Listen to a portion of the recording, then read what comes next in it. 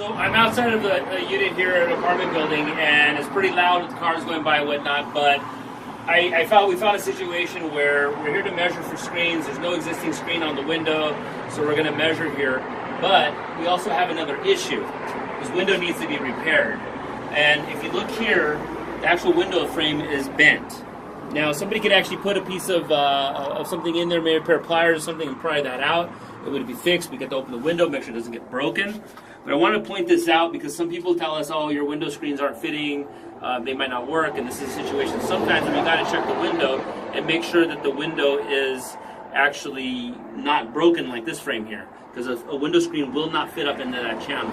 So knowing this, we're going to let the people know here, they're going to go ahead and repair the window, and we're going to go ahead and provide the screen. So what we'll do is we measure the inside of the frame here. And what we do is here you see the channel up close. There's a lip. This one has a very slight lip as well as the other side. So it's a very tight fitting screen. It doesn't have a lot of channel coming out. So what we're going to do is go the width from frame to frame so the window with screen will fit in here. Okay. So we add it here like that, and you push on this frame now on the tape measure. Remember, this thing has a lot of play. In one of our other videos, we talked about how this has play. Well, we're pushing it, and that's the way we accurately read a tape measure, by pushing this way. And then we bring the size over here, and then we now have a measurement of 34 inches.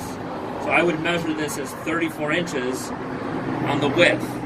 And you could take off a 1/16 or an eighth of an inch, depending if you want a little more play, making sure it's not too tight.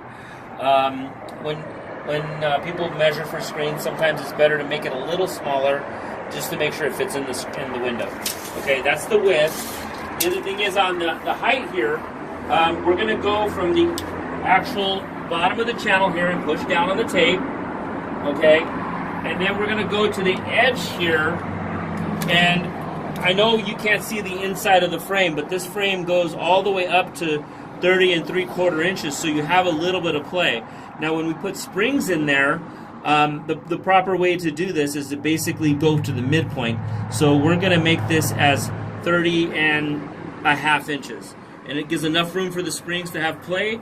Or if you didn't feel like, like, hey, you know what, I don't want it to be too tight, you could go all the way down to 30 3/8, so cutting an eighth of an inch off of that. But those are just suggestions that we have, just because window screens can be very difficult to measure. Not everyone can do them, but in doing this, I think that if you do it with practice, you could learn. At the worst case scenario, it's too tight, it doesn't fit in, then you have to trim it. So you'll need to know how to actually cut that down. We'll make another video later regarding how to cut down a window screen. Okay? Thank you very much, and have a wonderful day. Take care.